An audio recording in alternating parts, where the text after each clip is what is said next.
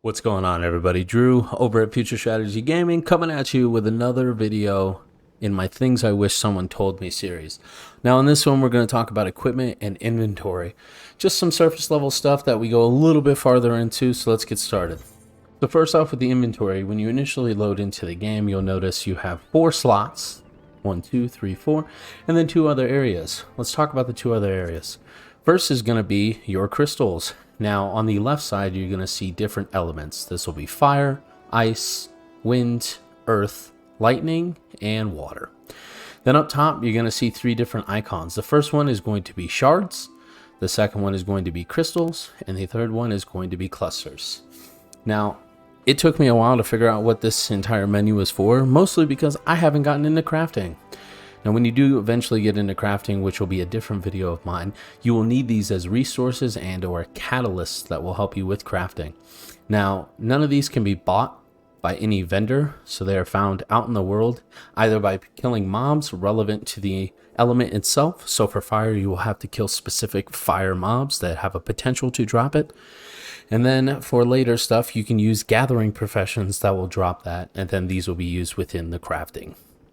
Now, this next one is going to be the key items bag. If you see that, that's going to be one. It's got a sack on it, and it's very small. You can see kind of an exclamation point right there. If you click on that, these will be where your key items will be. This will be for quests, as well as some other stuff related to in-game systems. For instance, the Aether Compass, which will help you find Aether Currents in later expansions. Now, one thing I like to bring up is going to be going into this character configuration screen down here under the systems tab. You go over here to the item settings. Now this isn't baseline. You get this standard UI layout when you first load into the game. One thing you can do is change that. If you go to the inventory interface, currently it's set to normal. We'll click on expanded, press apply, the inventory is going to disappear. When you reopen the inventory, you'll see that the expanded has changed it. Now there are only 2 tabs in a larger view. Still got your key items, still got your clusters and the rest of your key items bag. Now the final one you can pick is going to be the open all. We'll go ahead and apply it. It'll vanish again, and when we open we'll get everything all on one tab, and then the key items and crystals on their own tab. If you're coming over from a different game, most notably in this situation is going to be World of Warcraft, you might already have some add-ons that allow you to do this. There's some other interesting customizations that you can do as far as how your entire inventory sets up. That's something you can dig into. Some shop settings that'll allow you to get rid of the prompts when you try to sell some items. Next, we're going to talk about items. We'll open up the character screen and we'll talk about each of these individually. So first we're going to go with quality of item. Now each quality of item is signified by its color. You'll see white for uncommon, you'll see green for common items, blue for rare, and then if you go over here you might have some pink items. Those are going to be ethereal gear. Those come from instances. And then you can get purple items, which are your relic weapons. Now we'll talk about the quality of items. White is going to be your most common. These are going to be obtained through quests, crafted by different players, or dropped from enemies that you kill, and or could be bought from vendors throughout the game.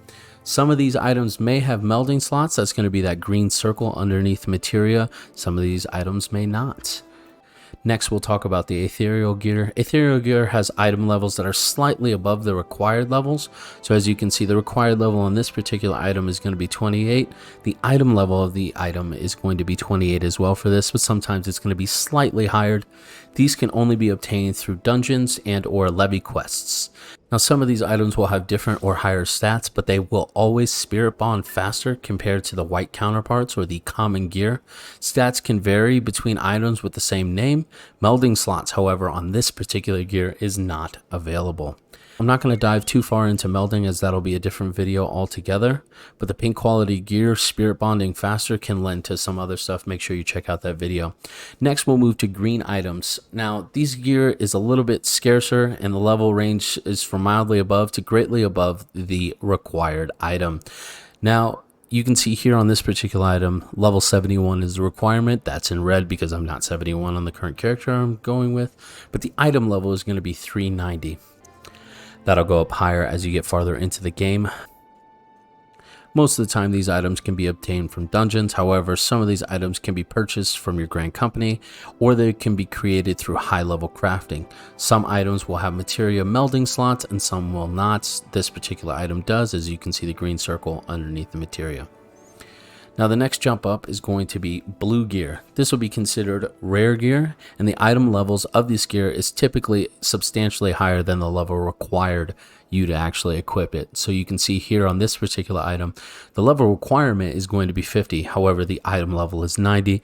So this is the gear that you're typically going to want to go and look for. They can be obtained through a variety of different ways. You can get it through job quests, achievements, some dungeons, or you can use the currency system, the tombstones, that you can trade to certain NPCs. You also get some of these items through high level raids, and sometimes you can craft them. Now the next quality you can get is going to be relic items. As I'm relatively new to this game, the relic weapons is not something that I've specifically gotten to, but those will be signified by the purple color of their icon. They are pretty lengthy grinds, however it is well worth it if you are into glamour. Next I want to talk about is going to be item slots as well as sets. So you'll see here, in order to change your class and or job, you'll click the weapon. Now if you can see it on my screen, you'll see that some of my weapons in my inventory have this icon underneath there. That correlates with this icon right here, which is going to be gear sets. Now if you go to gear sets, you can signify different sets of gear that you want to equip. I do this, and this is something you absolutely should do, so that way switching between jobs is substantially easier. Now you'll see here I have multiple different sets. Currently I'm set to my Marauder. Its item level is number 2. It's the 7th set I have, and you can tell it's equipped by this icon. If I want to switch to something else, I can click on any of these and it'll go right away to there. And we equipped in my monk set, immediately everything filled out and immediately put my soul crystal. Now the reason to do item sets is because one wonky thing about this game, you switch jobs through weapons, but if it's not part of an item set, you'll see something that I think is really ridiculous. Now the reason you're going to want to utilize these item sets is for ease and reducing some time. Now when I click my main hand and I want to switch that, if I go ahead and pick something else that isn't already attached to a set, it's going to move me over into that particular one. So for this, I'm going to take that off. We'll put on a gladiator or paladin item. Now one thing you'll see is because it's gladiator or paladin, it doesn't immediately shift me into paladin, which is the job. It takes me back to the class, which is gladiator. Now on the list over to my right, I already have paladin set up, and the reason I did that is because the soul crystal is already going to be equipped, which makes it easier to just move straight into your job. Now with Marauder, you'll see that I don't have a soul crystal, as you need level 30 to move into warrior, but this is a great way to switch in between your different job sets, so that way you don't have to manually go in here. And if I press that, it's going to switch me over to Arcanist, but I want to play Summoner. Now I got to go into here, pick the correlating noun Summoner, whereas instead I could just double click that. It does it all for me. Samurai, Summoner, all of a sudden it's all great. One thing you'll notice as I switch in between all this is that my action bars change. That is specific to both class and job. Now what I mean by that is if I'm a monk and I click this, you'll see that my entire toolbar is set up how I'd like it. However, if I switch that down into a pugilist and take that soul crystal off, all of a sudden everything else goes out. That's because what happens is the job crystals make it so that way you get all your abilities. So right now I'm just a pugilist. I'm a level 80 pugilist. I put my soul of the monk, bam, everything comes up. So this makes changing in between all these jobs take one less set. One thing I always want to point out to newer players, Final Fantasy has this button that is underutilized. It took me until level 54 before I knew this was a thing. So they have a recommended gear. Now what that allows you to do is click that. Up until late end game, this will always pick items of better quality and thinks that is the best for you at that current time. So right now you'll see that my Thaumaturge is a 7 item level, but I have some items on the left that I do need to equip in order to have quote unquote the best gear possible. I go ahead and click that. My gear changes automatically. You'll notice I jumped to level 10. That's good. So I'm going to switch over to over here. I want to update my gear set. Right click on that and reassign gear. It'll say, do you want to do so? All of a sudden this gear set is now 10, so that way if I switch to a different set and then come back, it's that new one. You want to utilize this recommended gear button as much as possible as you level and acquire new items, so that way you're always rocking with the best available gear that you have earned.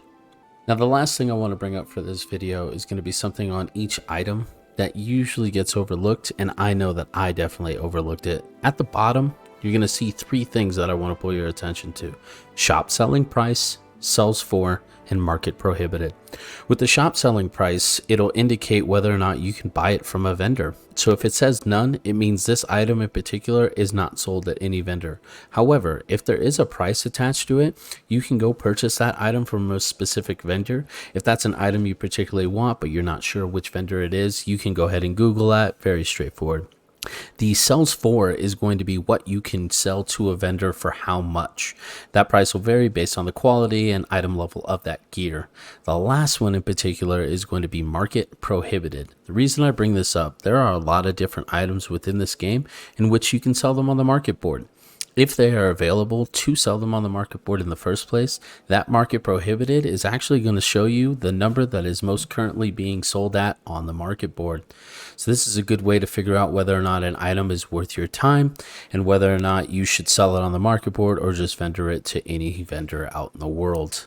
I won't go too deep into market availability and whether or not items are available for purchase, but if it is and it is an item that you would like, make sure you head on over to the market board to purchase it. Alright, that's going to be it for this particular video. I don't want to get too deep into it. But this is some good stuff that, again, isn't quite surface level knowledge and will require you to actually dig in. And I figured if I can put it in a concise video for you, hopefully you can benefit from it.